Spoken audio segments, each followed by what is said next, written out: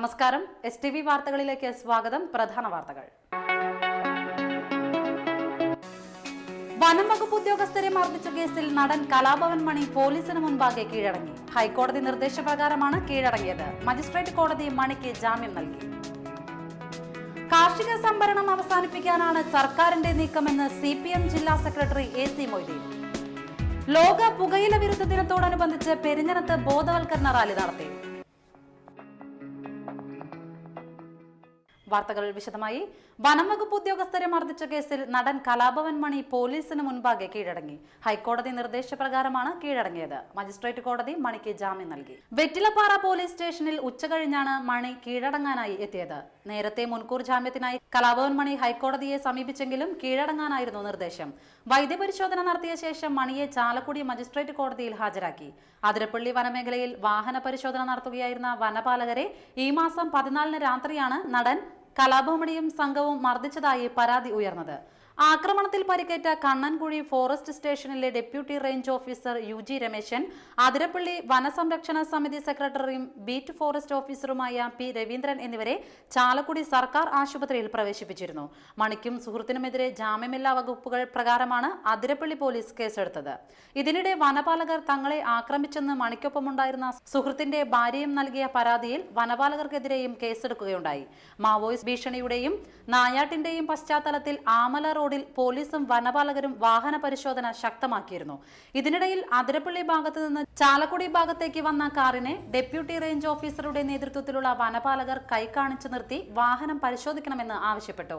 കാറിൽ മണിയുടെ സുഹൃത്തും കുടുംബവുമാണ് ഉണ്ടായിരുന്നത്. സ്ത്രീ ഉണ്ടായിരുന്നതിനാൽ വാഹനത്തിന്റെ ഡിക്കി മാത്രം തുറക്കാൻ ആവശ്യപ്പെട്ടെങ്കിലും മണി അതിന് സമ്മതിച്ചില്ലെന്നും കാർ നിർത്താതെ പോകുകയായിരുന്നുവെന്നും വനപാലകർ പറഞ്ഞു. കാർഷിക സംഭരണം അവസാനിപ്പിക്കാനാണ് സർക്കാരിന്റെ നീക്കമെന്ന് CPM ജില്ലാ സെക്രട്ടറി AC മൊയ്തീൻ പറഞ്ഞു. CPMന്റെ നേതൃത്വത്തിൽ നടക്കുന്ന ഇരിങ്ങാലക്കുടയിലെ 3ാം ദിവസ താലൂക്ക് ഓഫീസ് ഉപരോധ സമരം ഉദ്ഘാടനം ചെയ്ത് സംസാരിക്കുകയായിരുന്നു അദ്ദേഹം. അപേക്ഷ വാങ്ങുകയല്ലാതെ സാധാരണക്കാർക്ക് ഒന്നും ചെയ്യാൻ ഉമ്മൻചാണ്ടിക്ക് കഴിഞ്ഞിട്ടില്ലെന്നും ദാരിദ്ര്യത്തിലേക്കും പട്ടിണിയിലേക്കുമാണ് രാജ്യം നീങ്ങുന്നതെന്നും മൊയ്തീൻ പറഞ്ഞു. പ്രൊഫസർ C രവീന്ദ്രനാഥ് MLA അധ്യക്ഷനായിരുന്നു. BD ദേവസി MLA, അമ്പാടി വേണു, ഉല്ലാസ് കളക്കാട്ട് തുടങ്ങിയവർ പങ്കെടുത്തു. എടമുട്ടം പയച്ചോട് പെട്രോൾ പമ്പിന് സമീപം ടിപ്പറും കാറും കൂട്ടിയിടിച്ച് ദമ്പതികൾക്ക് പരിക്കേറ്റു. പാലപ്പെട്ടി സ്വദേശി തോട്ടാരത്ത് ദയാനന്ദൻ, ഭാര്യ സുഷമ എന്നിവർക്കാണ് പരിക്കേറ്റത്. ഇവരെ തൃശൂർ വെസ്റ്റ് ഫോർട്ട് ആശുപത്രിയിൽ പ്രവേശിപ്പിച്ചു. വെള്ളിയാഴ്ച വൈകിട്ട് 3:30 അപകടം. വടക്ക് ഭാഗത്തു നിന്ന് വന്നിരുന്ന കാർ നിയന്ത്രണം വിട്ട് എതിരെ വന്നിരുന്ന ടിപ്പർ ലോറിയിൽ ഇടിക്കുകയായിരുന്നുവെന്ന് പറയുന്നു. ഇടിയുടെ ആഘാതത്തിൽ കാറിന്റെ മുൻഭാഗം തകർന്നു. വലപ്പാട് പോലീസ് സ്ഥലത്തെത്തിയിരുന്നു. ചാടൂർ പഞ്ചായത്ത് 2ാം വാർഡ് കുടിവെള്ള പൈപ്പ് ലൈൻ പദ്ധതിയുടെ ഉദ്ഘാടനം ഗീതാ ഗോപി MLA നിർവഹിച്ചു. നേതൃത്വം കൊടുത്തുകൊണ്ട് ജനാധിപത്യത്തിൽ ജനപ്രതിനിധികൾക്കാണ് പരമാധികാരം എന്ന വിശ്വാസത്തിൽ എടുത്തുകൊണ്ട്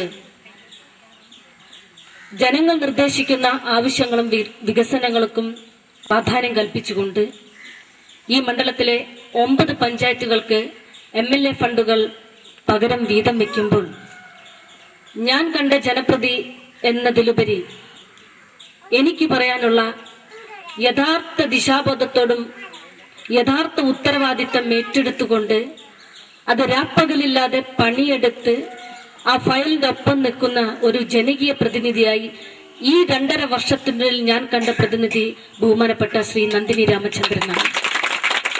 കാരണം ഇത് ഞാനിവിടെ പറയാൻ വികസന standing committee chairman KR Prajith അധ്യക്ഷനായി. നന്ദിനി രാമചന്ദ്രൻ, ജ്യോതി കനകരാജ്, സുജാത അരവിന്ദാക്ഷൻ, ഒറ്റാലി സുരേഷ്, ഗോപി കുന്നത്ത്, ബിനി മനോജ് എന്നിവർ സംസാരിച്ചു. ഏങ്ങണ്ടിയൂർ കേന്ദ്രമാക്കി പ്രവർത്തിക്കുന്ന കേരള വേട്ടുവ സർവീസ് സൊസൈറ്റിയുടെ കുടുംബസംഗമം 26-ന് ശ്രീനാരായണ ഹാളിൽ ആഘോഷിക്കുമെന്ന് ഭാരവാഹികൾ വാർത്താ സമ്മേളനത്തിൽ അറിയിച്ചു.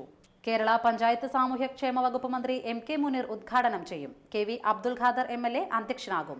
MLA-മാരായ PA മാധവൻ, ഗീതാ ഗോപി എന്നിവർ സംസാരിക്കും.